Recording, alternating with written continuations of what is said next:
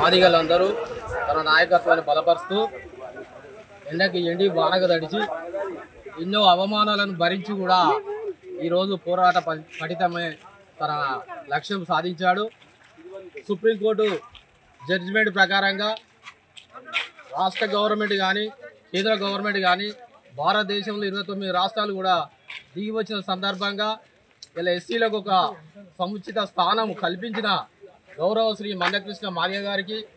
నారా చంద్రబాబు నాయుడు గారి సూచనల మేరకు ఆనాడు మందకృష్ణ గారిని ముందు నుండి నడిపించిన చంద్రబాబు నాయుడు గారికి, రాష్ట్ర గవర్నమెంట్ గౌరవనీయులు పెద్దలు రేవంత్ రెడ్డి గారి నాయకత్వాన భారతదేశంలోనే మొట్టమొదటి తీర్మానం చేసిన తెలంగాణ రాష్ట్రానికి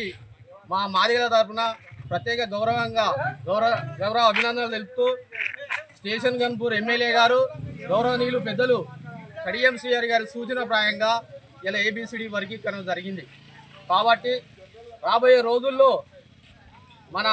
రాజ్యాంగాన్ని కాపాడే బాధ్యత అట్టడుగు వర్గాల ప్రజలందరి మీద ఉన్నదని, ఇలా రాజ్యాంగాన్ని రూపుమాపే పరిస్థితి అగ్రవర్ణాలు చేస్తున్నటువంటి కుతంత్రాలను తిప్పికొట్టే మాదిగలకు న్యాయం చేయాలని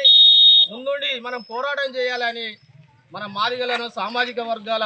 ప్రతినిధులందరికీ నేను ఈరోజు మాదిగల ఆవిర్భావ దినోత్సవం సందర్భంగా ఈవ్ న్యూస్కు JNTV గారి ఛానల్కు ప్రత్యేక ధన్యవాదాలు తెలుపుతూ ఇదొక